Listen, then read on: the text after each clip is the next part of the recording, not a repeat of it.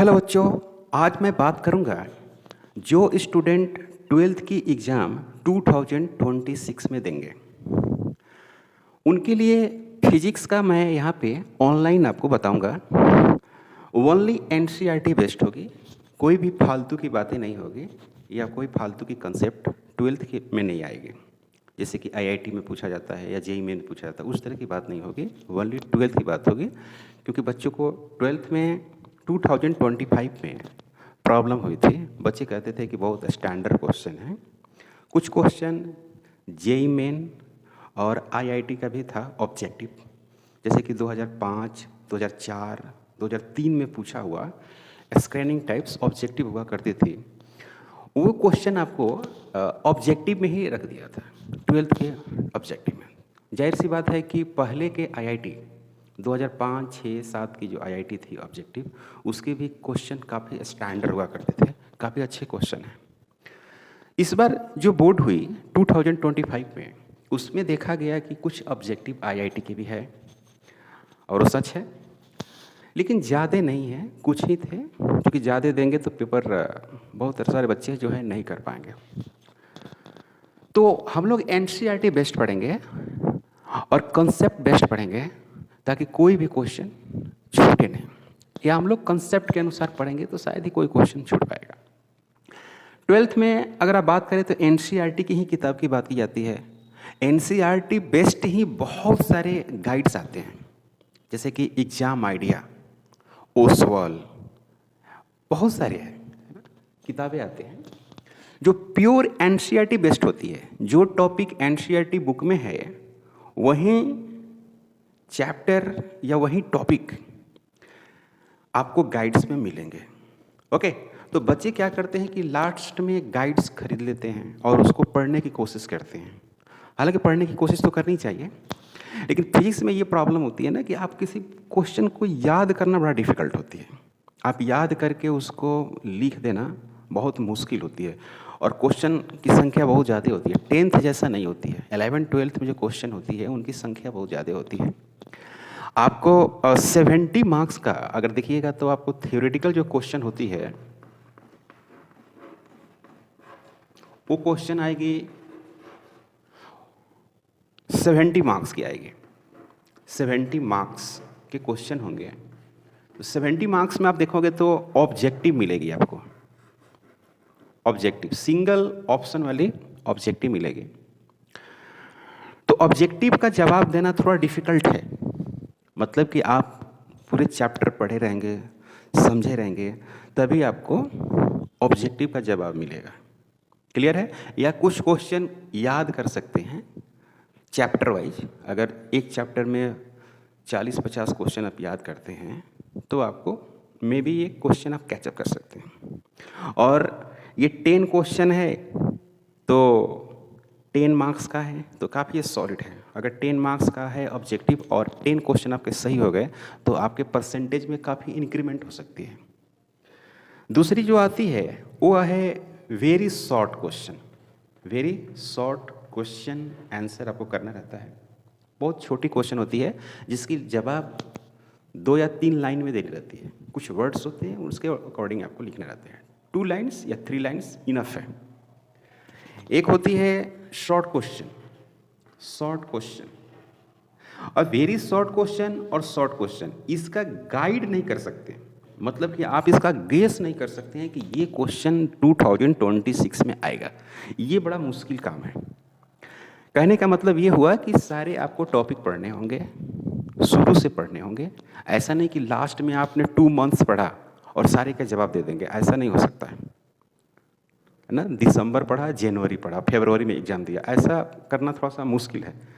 एक आती है लॉन्ग क्वेश्चन, एक तरह का होती है लॉन्ग क्वेश्चन। तो लॉन्ग क्वेश्चन को कैचअप करना आसान होती है। ये मे भी हो सकती है 2 मार्क्स, ये मे भी हो सकती है 3 मार्क्स, और ये हो सकती है 5 मार्क्स। तो 5 मार्क्स को गेस करना आसान होता है। किसी भी चैप्टर से लॉन्ग क्वेश्चन 5 क्वेश्चन बनाए जा सकते हैं। जैसे ये चैप्टर है, पहला चैप्टर है ये इलेक्ट्रिक चार्जेज एंड फील्ड्स, तो इससे 5 क्वेश्चन लॉन्ग क्वेश्चन बनाए जा सकते हैं। Electric field due to electric dipole, और electric field lines and its properties, Gauss law and its application, या what is the flux and define Gauss law और find the electric field intensity due to hollow sphere inside, on the sphere and outside. तो ये हो गया guess question, long question का, और इसका जवाब मैक्सिमम बच्चे जानते हैं। तो ये वाले बच्चे कर लेते हैं जिनके मार्क्स आते हैं 70% या 75%, तो वो बच्चे यही कर पाते हैं, ये नहीं कर पाते। इसका मुख्य कारण क्या है कि वो लंबा समय नहीं देते, वन शॉर्ट वीडियो देखते हैं, वन शॉर्ट वीडियो देखकर और बच्चे चाहते हैं कि बहुत अच्छे मार्क्स लाएं। ऐसा भी चाहते हैं कि शॉर्ट वीडियो देखकर, वन शॉर्ट, 2 घंटे में इलेक्ट्रोस्टैटिक्स खत्म, 1 घंटा में इलेक्ट्रिक करंट खत्म। इस तरह से बच्चे कर करके अपने फ्यूचर को, मैं ये कह सकता हूँ कि आप डिस्ट्रॉय कर लेते हो, बर्बाद कर लेते हो फ्यूचर को, क्योंकि इन सब क्वेश्चन का जवाब आप नहीं दे सकते हो। इन सब क्वेश्चन का जवाब तभी दोगे जब आप डिटेल में पढ़ोगे। वन शॉट कोई चैप्टर 2 घंटे में, 1 घंटे में पढ़ के आप आईटी और नीट नहीं कर सकते हो, कंसेप्ट डेवलप नहीं कर सकते हो, बोर्ड अच्छे से नहीं कर सकते हो, तो नीट में प्रॉब्लम होगी क्योंकि बेस अच्छी से नहीं है। तो बेस होना काफ़ी ज़रूरी है। तो आज से हम लोग पढ़ेंगे फिजिक्स, 1 लेक्चर आपको पर डे मिलेगी। तो पहला चैप्टर है electric charges and fields. Electric charges and fields में हम लोग क्या पढ़ेंगे? नाम से क्लियर है कि एक तो आपको कंसेप्ट पढ़ना ही पड़ेगा, इलेक्ट्रिक चार्ज, और ये काफी इंपॉर्टेंट कंसेप्ट है इलेक्ट्रिक चार्ज। नेक्स्ट आप पढ़ेंगे इलेक्ट्रिक फोर्स, इसमें पढ़ना है इलेक्ट्रिक फोर्स।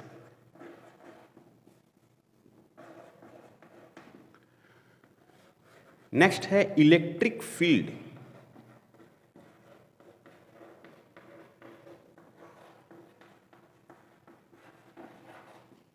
इलेक्ट्रिक फील्ड्स, ये काफ़ी इंपॉर्टेंट कंसेप्ट है और ये काफ़ी लंबा है। फोर्स तो बहुत बड़ा नहीं है, लेकिन इलेक्ट्रिक फील्ड ही बहुत सारे कंसेप्ट को डेवलप करेगी। उसके बाद आपको पढ़ना है इलेक्ट्रिक डाइपोल, ये भी काफ़ी इंपॉर्टेंट है।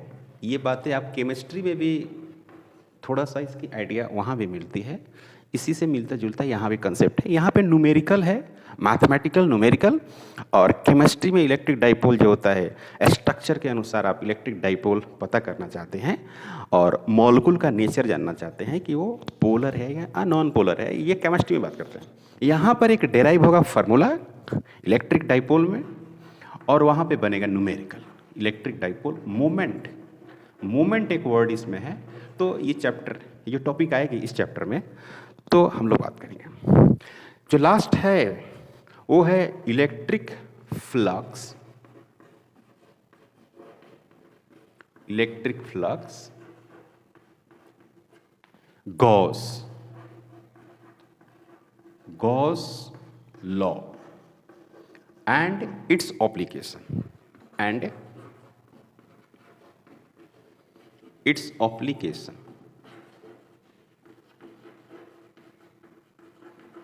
करेक्ट। तो जो पहला है वो है इलेक्ट्रिक चार्ज है। इलेक्ट्रिक चार्ज से पहले हम लोग इसमें थोड़ा सा इंट्रोडक्शन, जैसे कि एनसीईआरटी बात करती है वो वैसा ही हम लोग बात करेंगे, कोई एक्स्ट्रा नहीं बात करेंगे। जो टॉपिक एनसीईआरटी की है वही टॉपिक यहाँ आपको मिलेगी और उसके डीपली डिस्कशन मिलेगी, कोई फालतू की बात नहीं होगी। अब आईआईटी की क्वेश्चन की बात नहीं होगी, जेईई मेन की बात हम लोग नहीं करेंगे। टॉपिक आपको एनसीईआरटी की रहेगी, चैप्टर आपको एनसीईआरटी की रहेगी, उसमें जो कंसेप्ट होंगे हम लोग उसको जानने की कोशिश करेंगे, क्योंकि बोर्ड में भी पिछले साल से और हार्ड हो सकती है। हार्ड तो नहीं है, समय के अनुसार वो अपना चेंज कर रही है। हमारे पढ़ने का तरीका थोड़ा सा अलग कर सकते हैं, क्योंकि हम लोग जब पहले पढ़ते थे, जब हम लोग बोर्ड दिए थे, उस वक्त हम लोग देखे थे, आप इसको नोट करना चाहते हो तो नोट कर सकते हो। उस टाइम हम लोग देखते थे कि हम लोग काफ़ी समय देते थे एक चैप्टर को पढ़ने में, अलग अलग ट्यूशन पढ़ते थे, अलग अलग जाकर पढ़ते थे, इसी पटना में ही पढ़ते थे। अब बच्चे वैसे नहीं करते। अब लास्ट में पढ़ते हैं, एग्ज़ाम नज़दीक आती है तब, वो भी मोबाइल पर देख लेते हैं। तो मोबाइल पे देख के फिजिक्स नहीं सीख सकते हो, मोबाइल पे देखने से फिजिक्स नहीं सीख पाओगे आप, सिर्फ देखने से नहीं होगा। आपको पेन कलम लेकर कुर्सी टेबल के साथ बैठना होगा, ड्रॉ करना होगा, क्योंकि हम लोग भी ऐसे किए हैं तभी सीखे।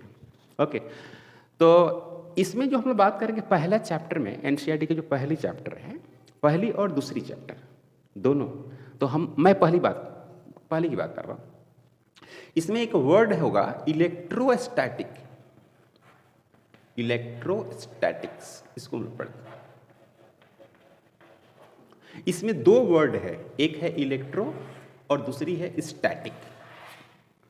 अब इलेक्ट्रोस्टैटिक ये चैप्टर है और एक और चैप्टर है एनसीईआरटी का, है ना, capacitance of capacitor, electrostatics potential and capacitance of capacitor. दूसरा जो चैप्टर है electrostatics potential and capacitance of capacitor, उन दोनों को मिलाकर इलेक्ट्रोस्टैटिक्स बोली जाती है।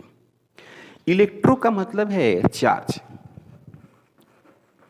चार्ज, चार्ज आपने नाम सुना होगा, इलेक्ट्रॉन, इलेक्ट्रॉन नाम सुना होगा ना, प्रोटॉन।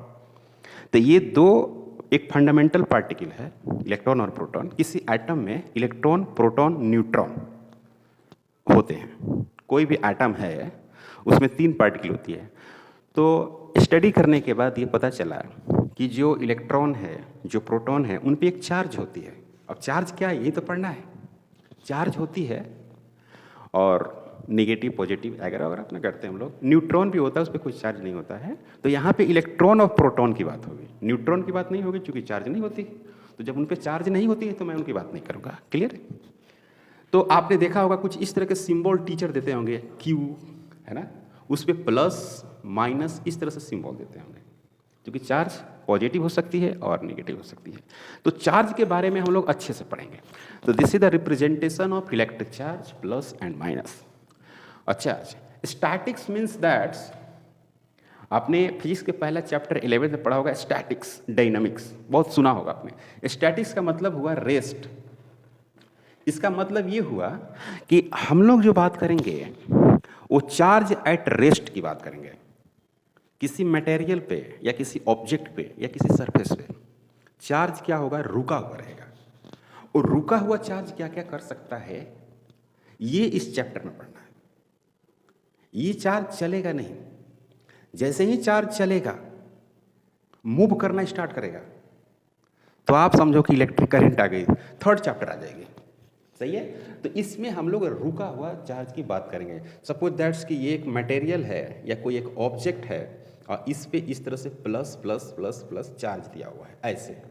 अब इस चार्ज की वजह से किसी पॉइंट पे फोर्स, फील्ड, इलेक्ट्रिक फ्लक्स, है ना, वगैरह वगैरह, इस तरह की हम लोग बात भी करने वाले हैं। तो इलेक्ट्रिक चार्ज, तो सबसे पहली बात मैं करूँगा क्या कि इलेक्ट्रिक चार्ज, इलेक्ट्रिक चार्ज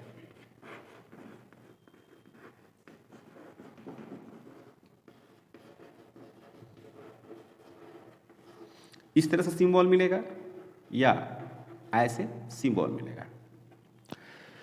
तो इसमें हम लिख सकते हैं fundamental property, fundamental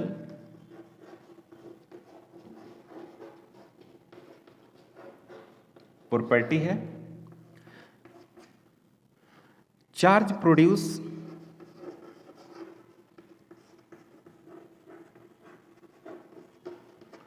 due to transfer, due to transfer of electron. Transfer of electron मतलब एक इलेक्ट्रॉन को ट्रांसफर करोगे आप। अब इलेक्ट्रॉन है किस में, मटेरियल में है ना, एटम में है या मटेरियल में है। ये क्या है, इलेक्ट्रॉन, यानी चार्ज को ट्रांसफर करेंगे। किसी एटम में क्या है, चार्ज है। किसी मटेरियल को रबिंग करेंगे तो उस पर चार्ज का कंसेप्ट आता है। ये आपने स्कूल में पढ़ा होगा कि जब एक मटेरियल को दूसरे मटेरियल पर रबिंग करते हैं, घसीटते हैं उस पर, ठीक है ना, तो चार्ज का कंसेप्ट आती है। ऐसा हम लोग आइडिया हम लोग को मालूम है, पर उससे हमको ज़्यादा उधर जाना नहीं है। Charge produce due to transfer of electron. Electron के ट्रांसफर किया गया है। अब इलेक्ट्रॉन कहीं ट्रांसफर क्यों करते हैं, तो फिर केमिस्ट्री की भाषा है, आप एटम के बारे में आप जानते होंगे कि सेंटर है एक एटम का, एक आउटर ऑर्बिट है। ऑर्बिट बहुत सारे हैं लेकिन एक आउटर होगा जो सबसे लास्ट में किसी भी एटम का, जैसे hydrogen, helium, lithium, beryllium, boron, carbon, nitrogen, oxygen, ये जितने भी एटम है उनका एक पिक्टोरियल रिप्रेजेंटेशन करते हैं जिसमें इलेक्ट्रॉन को फिट करते हैं 2n स्क्वायर के हिसाब से, 2n square, okay, 2n square. n orbit संख्या है, ऑर्बिट की संख्या है, और ये 2n square total number of electrons है। मैं अभी बात करूंगा थोड़ा देर में। तो आउटर मोस्ट में इलेक्ट्रॉन होता है, इसलिए हम लोग इलेक्ट्रॉन को ही रिमूव करते हैं, और वो लूजली बॉन्डेड होता है और वो मोशन में होता है इलेक्ट्रॉन। और प्रोटॉन जो होता है वो रिजिड होता है, न्यूक्लियस में हाई डेंसिटी के साथ फिट होता है, इसलिए हम लोग प्रोटॉन को निकालने की बात नहीं करते, जब भी बात करते हैं इलेक्ट्रॉन को रिमूव करने की बात करते हैं। क्लियर है? तो बार बार मैं इलेक्ट्रॉन की बात करूंगा, प्रोटॉन की नहीं बात करूंगा। Clear?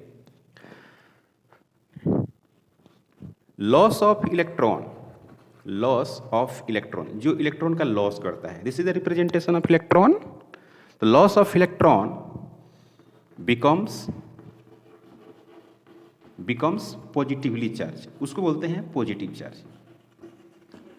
And gain of electron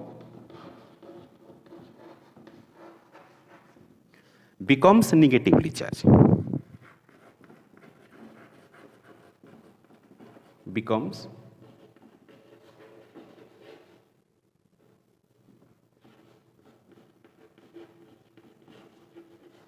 negatively charged. Charge produced on the body, charge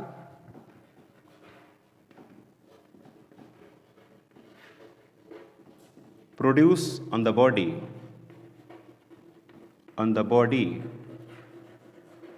due to transfer of electron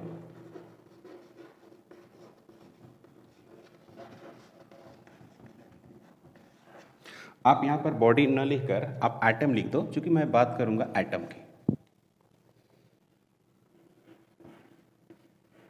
charge किसी बॉडी में भी ट्रांसफर की जाएगी, बहुत सारी बॉडी में ट्रांसफर की जाएगी चार्ज, लेकिन फिलहाल अभी हम लोग एटम की बात करेंगे। Atom due to transfer of electron.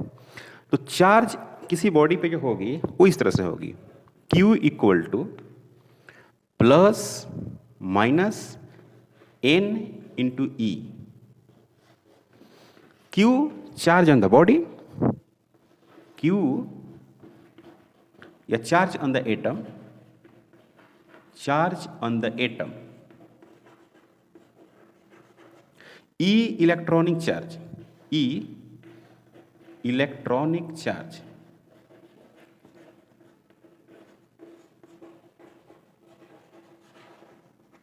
E equal to electronic charge, N equal to integer,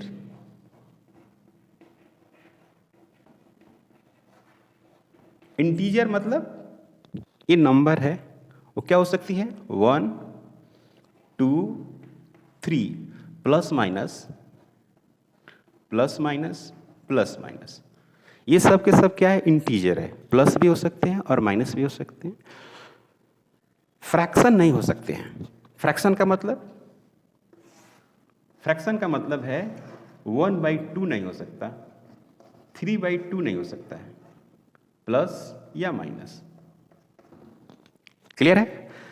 कहने का मतलब है कि किसी भी बॉडी पे जो चार्ज होगी वो N इंटू ई होगी, N इंटू ई, और N क्या होनी चाहिए, इंटीजर होना चाहिए। कहने का मतलब ये हुआ कि किसी भी आइटम से अगर आप इलेक्ट्रॉन को निकालते हो तो उस पर चार्ज आ रही है इतना, वो चार्ज मतलब E मल्टीपल होगी इंटीजर की।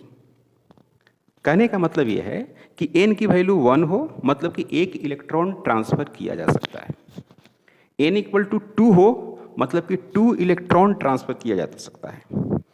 n इक्वल टू 3 है, इसका मतलब ये है कि 3 इलेक्ट्रॉन ट्रांसफर किया जा सकता है। अगर n की वैल्यू 1/2 कर दूं तो ये संभव नहीं है, क्योंकि 1/2 इंटू ई हाफ इलेक्ट्रॉन ट्रांसफर नहीं कर सकते हो आप। या तो कंप्लीट 1 इलेक्ट्रॉन करो या 2 इलेक्ट्रॉन करो, 2.5 इलेक्ट्रॉन आप ट्रांसफर नहीं कर सकते हो, इसका मतलब है, और इसका कोई ज्यादा मतलब नहीं है। क्लियर? कोई doubt? Basic concept of charge.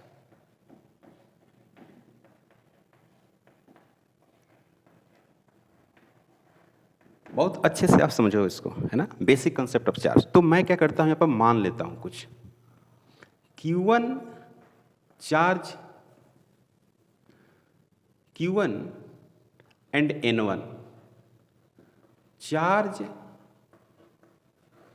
And number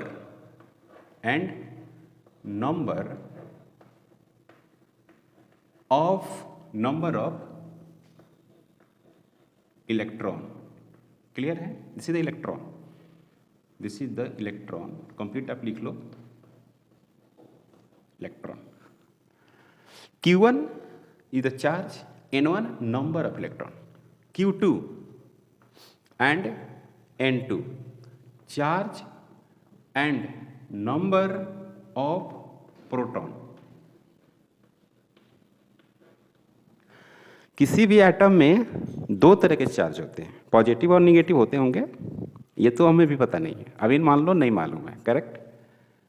तो मैं माना कि एक इलेक्ट्रॉन एक प्रोटॉन, मानना क्या ये होता है, किसी भी एटम में इलेक्ट्रॉन और प्रोटॉन होते हैं, न्यूट्रॉन भी होते हैं, उन पर चार्ज नहीं होती है, उनकी बात नहीं करना है। तो कंसेप्ट ऑफ चार्ज में मैं क्या करता हूं कि एक सोडियम नाम का एटम लेता हूं। ये एटम, आपने नाम सुना होगा इसका, सोडियम। सोडियम एक एटम है, और एटम में भी यह मेटल है। क्या है ये? मेटल। ठीक है? तो जो भी मेटल होते हैं ना, वो इलेक्ट्रॉन काफ़ी आसानी से ट्रांसफ़र करते हैं। आप केमिस्ट्री में पढ़े होंगे मेटल के बारे में और नॉन मेटल के बारे में, कि जो मेटल होते हैं वो काफ़ी आसानी से इलेक्ट्रॉन को देते हैं, और नॉन मेटल जो होते हैं वो इलेक्ट्रॉन को लेते हैं, है ना? कुछ ना कुछ तो होगा ही भाई लेने वाला। तो ये सोडियम है। सोडियम में आप एक पढ़े होंगे एटॉमिक नंबर, तो इसकी एक एटॉमिक नंबर है, और एटॉमिक नंबर इसकी 11 है। एटॉमिक नंबर 11 का मतलब ये होता है कि इसमें 11 इलेक्ट्रॉन है और 11 क्या है? प्रोटॉन है। इसका मतलब होता है in chemistry, in language of chemistry, every atom having a atomic number, a atomic number represent how many number of electrons and protons in atom. Same जितनी उसकी एटॉमिक नंबर होगी उतना ही उसमें number of electron and number of proton होंगे। यह बात basic है, बात जानते होंगे। दूसरी बात है कि इसमें हम लोग इलेक्ट्रॉन को रिप्रेजेंट करते हैं ऑर्बिट में। तो होता क्या है कि कोई एटम है, उसकी एक न्यूक्लियस है, ये न्यूक्लियस हो गई, दिस इज द न्यूक्लियस। इसमें प्रोटॉन होता है और उसके चारों तरफ एक ऑर्बिट होती है, लाइक दिस, ये एक ऑर्बिट हो गई, इसको ऑर्बिट बोलते हैं या सेल बोलते हैं, है ना? और एक और ऑर्बिट हो गई, और एक और ऑर्बिट हो गई, ये सब ऑर्बिट हो गए। अब आप सोच रहे होंगे कि भाई ये सोडियम एटम है तो कितने ऑर्बिट देंगे? उनके इलेक्ट्रॉन के हिसाब से ऑर्बिट दी जाती है। जैसे कि पहला जो ऑर्बिट है उसमें इलेक्ट्रॉन 2 होते हैं, this is the representation of electron, 2 electron होते हैं। और दूसरी ऑर्बिट में जो होती है वो 8 इलेक्ट्रॉन होते हैं। काफ़ी बेसिक चीज़ है और स्कूलों में पढ़ाई जाती है, आपने स्कूल में पढ़े होंगे इसको। 1 2 3 4 5 6 7 और 8 इलेक्ट्रॉन हो गए। तो 8 और 2 कितने हुए? 10, और ये 11 है, तो एक और इलेक्ट्रॉन यहाँ पर दे दिया तो हो गया 11। ऑर्बिट में 11 इलेक्ट्रॉन का रिप्रेजेंटेशन कुछ इस तरह से है। और ये मत कहना कि बड़ा इलेक्ट्रॉन है, ये बड़ा इलेक्ट्रॉन है, ये न्यूक्लियस है, न्यूक्लियस यहाँ पर है प्रोटॉन, यहाँ पर क्या है? प्रोटॉन, आपको पता है। अब इसमें हो गए 11 प्रोटॉन, 11 इलेक्ट्रॉन। ओके, तो मुझे पता करना है चार्ज के बारे में, कंसेप्ट डेवलप करना है। तो टोटल जो चार्ज है यहाँ पर, total charge, what is the total charge? Total charge on atom, total charge an atom। इसकी टेंशन ना करना कि कैसे ये रिप्रेजेंट किया गया है। 2 8 18 2, यहाँ पर इलेक्ट्रॉन 2, यहाँ पर 8 इलेक्ट्रॉन, यहाँ पर 18 इलेक्ट्रॉन, इस तरह से होता है भाई अरेंजमेंट। आप देख लो 2 8 18 32, इस तरह से इलेक्ट्रॉन होता है। कैसे होता है 2n²। This is the representation of electron. तो यहाँ पर n बराबर क्या रखेंगे 1, तो यहाँ पर n बराबर 1 रखेंगे तो कितने इलेक्ट्रॉन आएगा 2। यहाँ पर n बराबर क्या रखेंगे 2, सेकंड ऑर्बिट, तो n इक्वल टू 2, 2 का स्क्वायर 4, 4 इंटू 2 8, दिस इज 8। इसमें कितने इलेक्ट्रॉन होंगे, इसमें ये 3, तो n² मतलब 3 का स्क्वायर 9, 9 इंटू 18, लेकिन यहाँ पर एक ही इलेक्ट्रॉन है। क्यों? क्योंकि इसका 11 है। ये आप बेसिक चीज़ है, आप इसको जानते हो।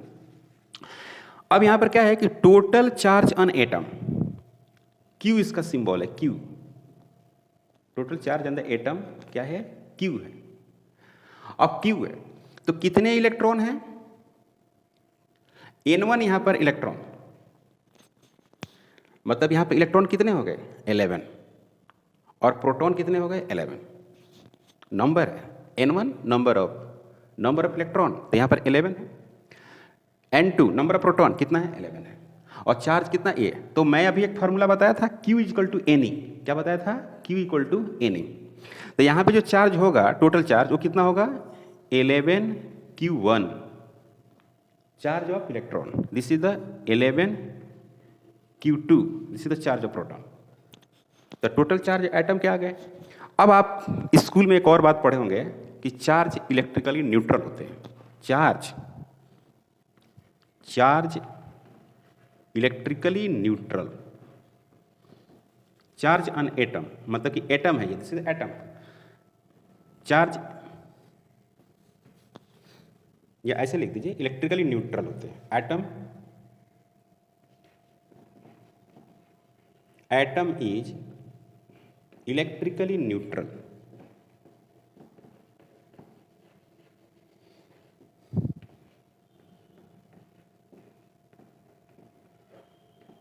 This is the Q equal to 0. Write this 0 equal to 11Q1 plus 11Q2.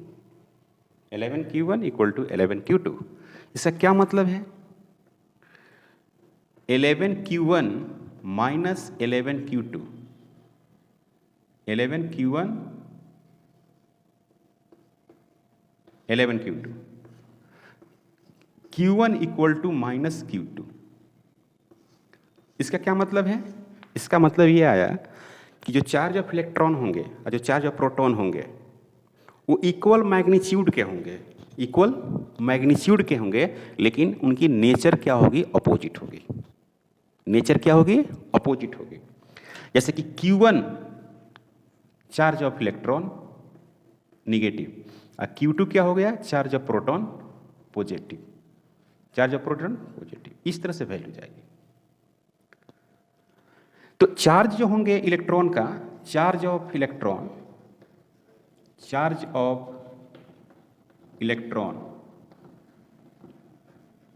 And proton is equal in magnitude, is equal in magnitude, मतलब कि values magnitude and opposite in nature,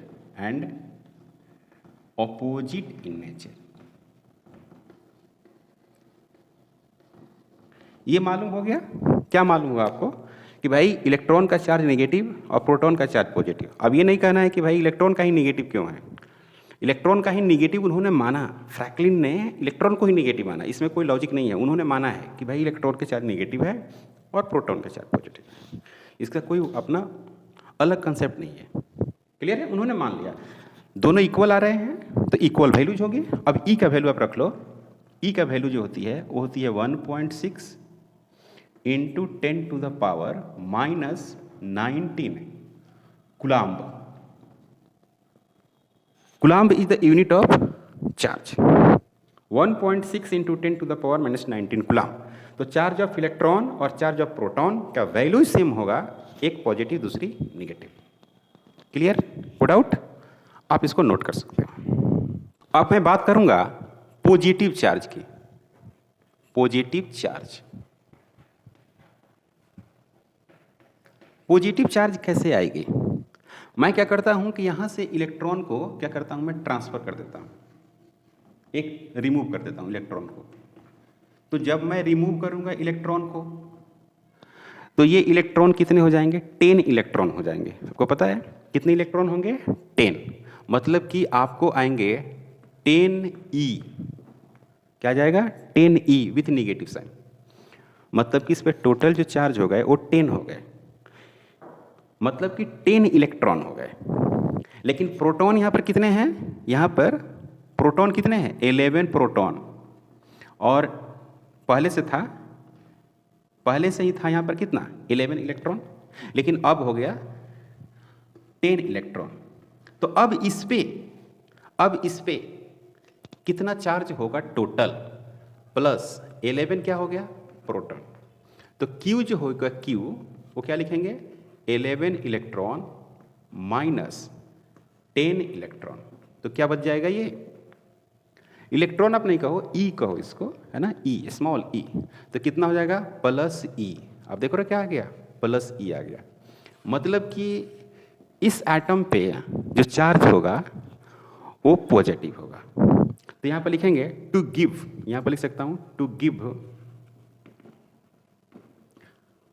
positive charge, है ना, to give positive charge,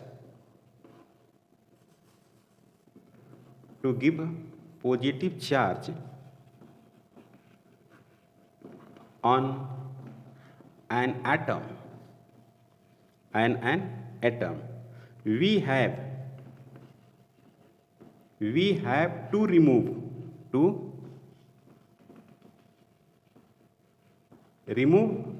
an electron। मतलब समझ में आया कि अगर किसी बॉडी पे आप अगर एक इलेक्ट्रॉन को रिमूव करना चाहते हैं, अगर रिमूव करेंगे, जैसे इलेक्ट्रॉन को क्या कर दिया? रिमूव कर दिया। अगर आप इलेक्ट्रॉन को रिमूव करेंगे तो इस पे चार्ज आ जाएगा, और कितना आएगा? प्लस। ये रहा उसका इलेक्ट्रॉन, तो चार्ज आ जाएगा, मतलब उस पे बॉडी पे चार्ज आ जाएगी। तो हम लोग जो इलेक्ट्रोस्टैटिक्स में जो बात करेंगे, जैसे मान लीजिए कोई सरफेस है, कोई सीट है, कोई मेटल का सीट है, सिल्वर है, गोल्ड है ना, कॉपर है, आयरन है, कोबाल्ट है, ये कोई भी मेटल है। अब यहाँ से क्या करोगे? आप इलेक्ट्रॉन को ऐसे निकालोगे ना, ऐसे इलेक्ट्रॉन को इस तरह से, तो इस पर हम लोग दे देंगे क्या? Positive charge. क्या दे देंगे इस पे? Positive charge. अब जहाँ से इलेक्ट्रॉन, या मान लो कि ये दूसरी सीट है, तो यहाँ पर दे दोगे पॉजिटिव चार्ज और यहाँ पर दे दोगे निगेटिव चार्ज। ऐसा होगा, एक सीट से दूसरे सीट पर ट्रांसफर कर दिया तो इलेक्ट्रॉन। कहने का मतलब है कि जब भी आपको पॉजिटिव चार्ज डेवलप करना है तो first of all we have to remove the electron from the metal surface. First work क्या है कि मेटल सरफेस से इलेक्ट्रॉन को रिमूव करना होगा। क्लियर है? सिंपल। अब उसी तरह से सेम निगेटिव चार्ज की मैं बात करूं, तो निगेटिव चार्ज की अगर हम बात करते हैं तो यहाँ पर क्या लिखेंगे? माइनस। अब निगेटिव चार्ज में क्या करेंगे हम लोग? 11 से कितना हो जाएगा? 12 इलेक्ट्रॉन की क्या हो गई? एंट्री हो गई। तो सोडियम एटम में तो इलेक्ट्रॉन की एंट्री नहीं करते हैं क्योंकि मेटल है, लेकिन मैं आपको समझाने के लिए कर देता हूँ। उसके लिए आपको अलग से फ्लोरीन, क्लोरीन, ब्रोमीन, आयोडीन या नॉन मेटल, ये सब है, नॉन मेटल का आपको इलेक्ट्रॉनिक कन्फिग्रेशन लिखना पड़ेगा। कार्बन हो गया, है ना, ये सब नॉन मेटल है। ऑक्सीजन हो गया, तो सल्फर हो गया, तो उनका लिखना पड़ेगा। मैं अब आपको इसमें समझा दे रहा हूँ, ठीक है, कि यहाँ पर 11 है, अभी कमेंट नहीं करना है ना। अब यहाँ पे 11 है और एक इलेक्ट्रॉन का इसमें एंट्री हो गई, तो इसके इलेक्ट्रॉन कितने हो गए? 12, लेकिन उसके प्रोटॉन कितने हैं? 11, तो मैंने लिख दिया। अब इसको मैंने क्या किया है? इसको मैं ऐड किया हूँ, तो ये हो गया आपको 12, निगेटिव रहेगा और प्रोटॉन क्या रहेगा? पॉजिटिव रहेगा। ऐड किया हूँ तो निगेटिव वाला निगेटिव साइन के साथ है और पॉजिटिव वाला पॉजिटिव साइन के साथ है। फाइनल जो रिजल्ट आया क्या आ गया? निगेटिव आ गया। आया कि नहीं? तो to give negative charge, to give negative charge on an atom we have to add, क्या करना होगा? ऐड करना होगा, इलेक्ट्रॉन को लेना होगा, ऐड एन इलेक्ट्रॉन। इलेक्ट्रॉन को क्या करना होगा? लेना होगा। तो मतलब कि उस पर क्या आएगा, निगेटिव चार्ज आ जाएगी। जैसे कि निगेटिव चार्ज की बात करें तो जैसे ये आई है, इसमें ऐड किया गया ना, ये इलेक्ट्रॉन को क्या किया लिया है, रिसीव किया है इलेक्ट्रॉन को, मतलब कि इलेक्ट्रॉन गेन किया, this is a gain. Chemistry में लिखते हैं हम लोग गेन, और ये क्या हो गया, लॉस। ठीक है, gain of electron, loss of electron. तो किसी भी बॉडी पे अगर आपको निगेटिव चार्ज लेना है तो वो क्या करेगा, बॉडी की इलेक्ट्रॉन को गेन करेगा, अगर वो लॉस करता है तो उस पर पॉजिटिव चार्ज आती है। क्लियर है। अब यहाँ पर एक कंसेप्ट आता है, छोटा सा कंसेप्ट आपको लिखने को आता है कि आपको बताना है ये बात कि जैसे कि छोटा सा एग्जाम्पल छोटा सा, कमेंट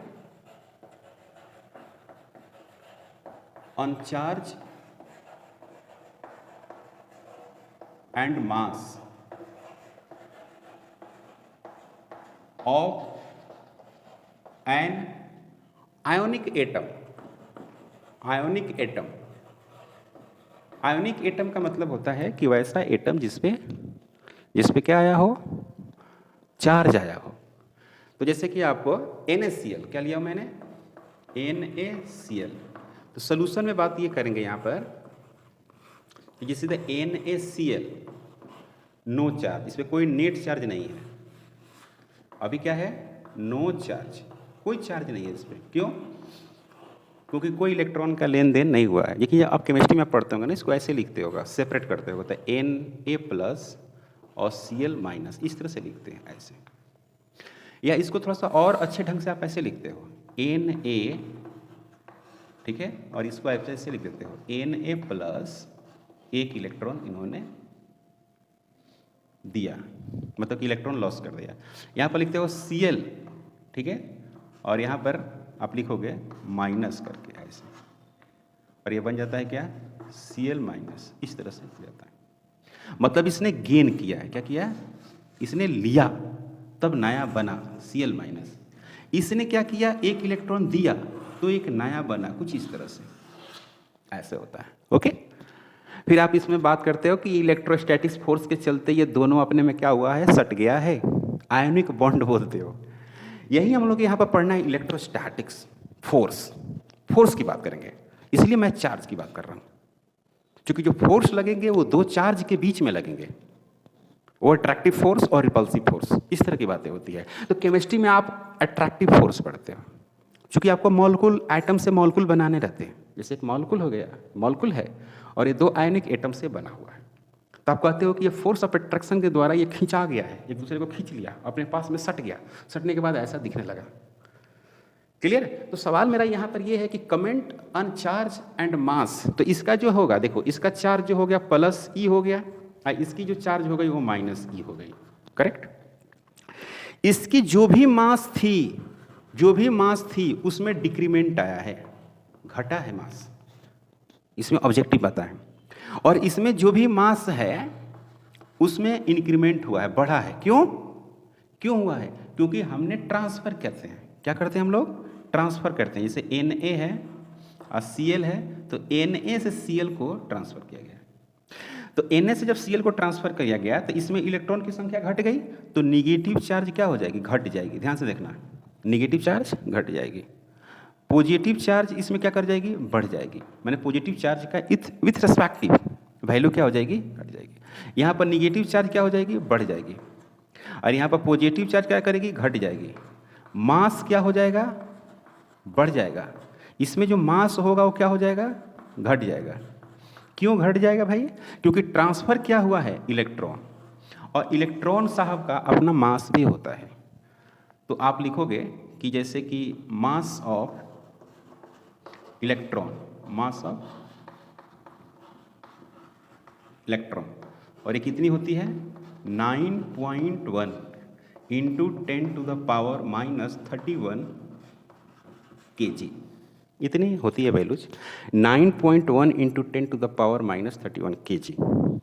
ये बहुत छोटी वैल्यूज है ना, 0.000031 टाइम्स, उसके बाद आप 9 लिख सकते हो। तो इतनी छोटी वैल्यू है तो हम लोग नेग्लिजिबल मानते हैं, नेग्लिजिबल। लेकिन माइक्रोस्कोपिक अगर कंसेप्ट आप देखेंगे, अगर इंक्रीमेंट और डिक्रीमेंट की बात कोई रख दे कि नहीं बताना ही है, तो आप बताओगे क्या कि इसकी मास घट जाएगी, क्योंकि इसने इलेक्ट्रॉन ट्रांसफर किया। जो देगा उसकी घटेगी और जिसकी जो लेगा उसकी मास बढ़ेगी। Okay, clear? तो ये रहा आपको बेसिक कंसेप्ट ऑफ चार्ज। अब अगला हम लोग का जो कंसेप्ट है वो है चार्ज के बारे में। छोटी सी एक बात और कर लेता हूँ, छोटी सी बात।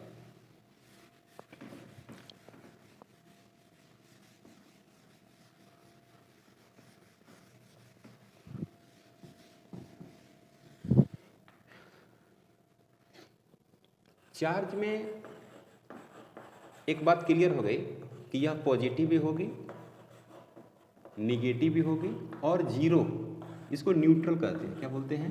न्यूट्रल। न्यूट्रल होगी मतलब इस पर कोई चार्ज नहीं होगी, नेट चार्ज जीरो होगी। जैसे न्यूट्रॉन साहब है, जैसे कि न्यूट्रॉन, न्यूट्रॉन पे कोई चार्ज नहीं होती। तो ऐसा आपको बॉडी मिलेगी, एटम नहीं, कोई बॉडी मिलेगी जिसपे भी नेट चार्ज जीरो होगा। चार्ज हो सकती है लेकिन उसका जो नेट होगा वो जीरो होगा, मतलब equal positive charge and negative charge, equal in magnitude. दूसरा इंपॉर्टेंट पॉइंट है कि यह स्केलर क्वांटिटी है। स्केलर क्वांटिटी, स्केलर क्वांटिटी का मतलब ये होता है नंबर। स्केलर का मतलब होता है नंबर। तो ये पॉजिटिव, नेगेटिव, जीरो और स्केलर होगी। इसकी जो यूनिट होगी वो होगी कूलम्ब। कूलम्ब। और इसकी जो सिंबल होगी वो कैपिटल C। ठीक है? और इसकी जो डायमेंशन है वो IT होगी, IT, I for current, T for time. या ये भी लिखता हूं और